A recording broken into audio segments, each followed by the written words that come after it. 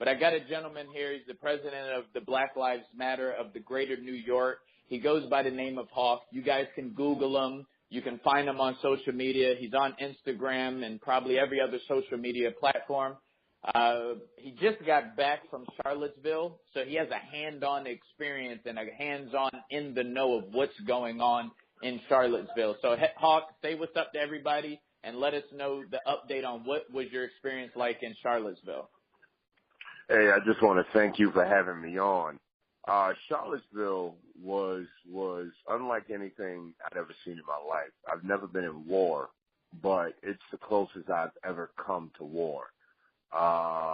We went down, me, a few members of BLM-NY went down, Friday night and arrived, Saturday morning. It was interesting. On the trip down, we had a tire blowout. We had, our transmission give out. We couldn't go in reverse halfway down there. It was, it was intense. So when we had a blowout, we stopped in front of a flower bed. A nursery, right? And we had to change the tire. They almost caused 3 accidents because where we were stopped, it was like a hill, so cars are doing about 80 coming on the top of this hill and just seeing us there. Police came out, and so a few of us went over to this nursery and were creating our signs, the Black Lives Matter signs. You saw those on MSNBC, CNN, everywhere. We were one of 2 Black Lives Matter groups on the ground. And that's what was the other one? Black Lives Matter Charlottesville. Okay, Charlottesville. Okay. So what was going on out there?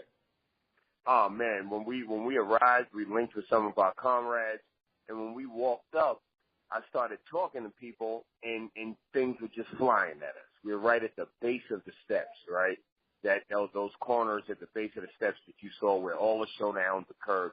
We were right there. I started talking to my friends, and they're throwing things at us: rocks, water bottles, frozen water bottles. Wait, who was throwing this stuff at you guys? These were the Nazis. The Nazis. Wait, so they was really there? Like you actually had encounters with them? No, we went toe to toe. Like we put hands on some of them. Like it was intense, brother. Like it was self-defense. They bull rushed crowds with sticks. Now, the question that everybody has is, is this legal, what's going on? Let me explain something to you, right? Please. The cops allowed them to do whatever they wanted to do to us, okay?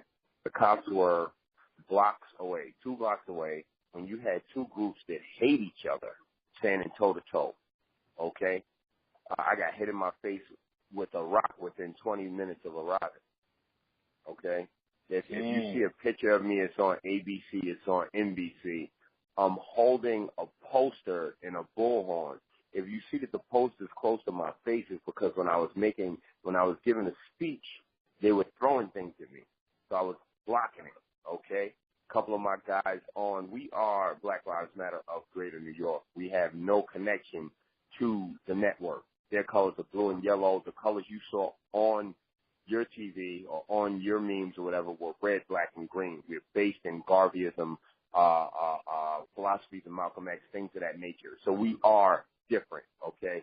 So when you see the Black Lives Matter red, black, and green, that's us. My guys, some of my guys got pepper sprayed. You see some of my guys, swinging flags around trying to defend themselves. Like, it's intense, man. You got to understand, they were in full riot gear with shields, sticks, machetes, hunting knives, clubs with Confederate flags on them. They came ready for war.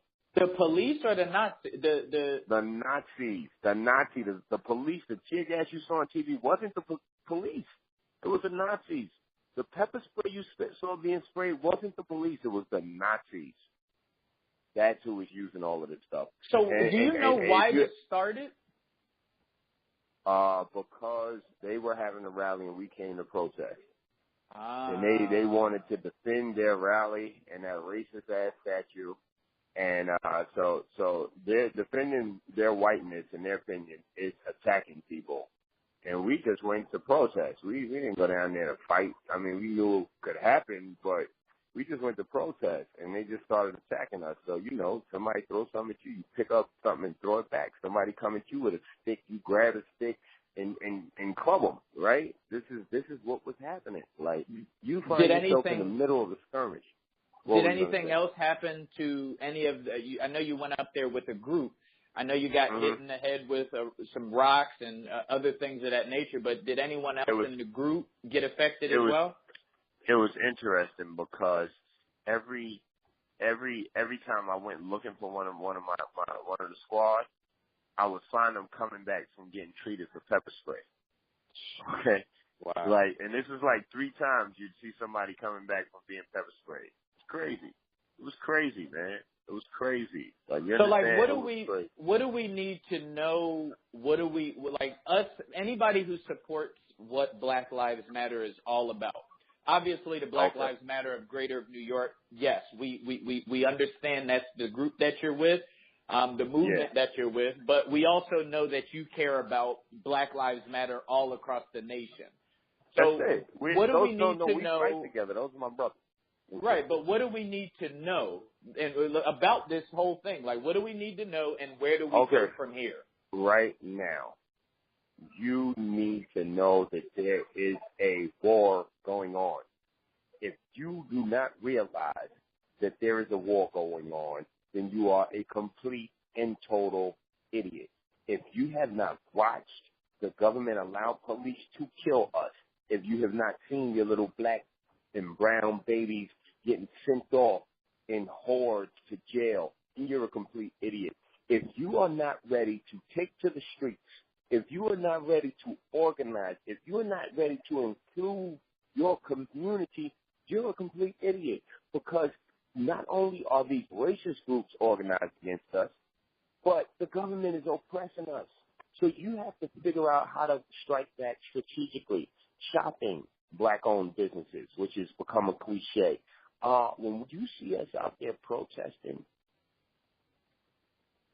it's because we draw attention to matters. Join us. Help us draw attention to these matters. When you see us going after a politician, support that. Do not watch a football game. Do not buy a NFL jersey. We have to move together strategically. If there are people running for government office who embody your ideals, get behind those people and recognize that money moves mountains, okay? Go to our website, Black Lives Matter, spelled out, greaterny.com. Click donate, send $10, $20, right? Do some. If you're not going to fight on the front lines, fund people who are fighting on the front lines. You have to get active. You have to get active. I sat with a family yesterday whose mentally ill relative was killed by the house 2 weeks ago. What was the first thing what did they say to me? I didn't expect it to be us. None of you expect it to be you until it happens, until I'm sitting in your living room and you're crying. And what I'm telling you now is get active to prevent it from happening to you. Okay. I love that, and I just have 2 last questions that I wanted to ask you that I'm sure everybody wants to know about. Because you mentioned the NFL and the football players don't watch football. Now, there was a white guy, I forget his name. I saw a headline, I think it was this morning. There's a white football player that's now being supportive to the black players that are actually exercising their rights in the NFL. What do you think about white people? Did you hear about that or no? No, I've been on the run all day. Okay, so as of right now in the NFL, there's just been mainly black players standing out, exercising their rights with the national anthem, etc. So now there's this thing where white players are actually getting active. They're visibly showing their support to the cause. Do you have any message that you would like to say to white people that also want to get active in this, but they're kind of fearful like this? Why is it first time? Yeah. I believe there's a space for white people in this movement. Where's their space? You can work with us and you can educate your peers as to this movement. Okay? You can work with us just like a black person would. Find an organization, get involved, support businesses, support black businesses. Speak out, okay, like the abolitionists, how they help with the movement, okay, help us escape slavery. It's your job. It's your duty. And most importantly, say something, because white silence equals violence. I repeat, white silence equals violence. Wow. All right, that's great. Let me get this last question. White silence creates violence. White silence equals violence. White silence equals violence. I love it. Last question is we do want to donate, right? You said take your $10, take your $20, maybe even do some type of direct deposit. Maybe you're taking all the money that you waste at the club or stuff like that. You said if we can't actually be on the front line, we should be able to financially support the people on the front line. You know how some people are. Some people will do it. Some people are on the fence of doing it. And I believe most people are on the fence because they don't know where that money is going. Where is the money going that we will be donating? Where does the money go? What should we see with the money that we're donating? Pretty much. It'll go toward food for your people out in the street, banners, posters, programs. We give out turkeys in the hood. We give out backpacks to kids in school. You have people donating a lot of time to this movement. A lot of young people who are in college who run out of money and need food. And what I do is I take some money from my budget and I give these folks some bread. You know what I mean? I give them some money to eat for the week. Sometimes somebody's $30, $40 short on their phone bill. That will go to them. We had to rent cars to go down to Charlottesville. It'll go toward that. We had to stay in hotels. All this stuff. Y'all got a flat tire. Yeah. The brother needed a new transmission. A new transmission. Crazy, like, Hawk, help me. I'm like, nigga, I'm sorry, brother. I ain't buying no whole new transmission, but I can help you out. You know what I mean? Like, that's what it is. I think that is the main thing. That's key. And trust me, guys, this is how I originally met Hawk. He does have the people that's out there. He does have this movement. It's not just a one-man show. He actually has people in the field. They have their material. They're on the front line. They're doing what they need to do. Go to the website. We'll put it in the show notes. Donate whatever it is that you can have, whether if it's 10, 20, 100, 1,000. Some of you may have $10,000 or $20,000. Whatever you can do it. But don't just do it one time. Consistently do an amount to support this movement. Hawk, we want to thank you so much for taking time out of your schedule to be here with us. We'll make sure to get this message out, and we'll also make sure to get people taking a look at your website as well as donating a good cause. Any final thoughts before we get out of here? Follow us on Facebook, Black Lives Matter of Greater New York. Or you can follow us on Instagram, BLM Greater NY. And y'all stay safe out here, man. They're not playing with us.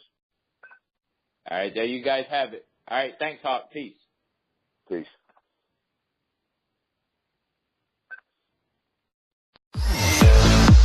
Hey, Mom! I'm on TV!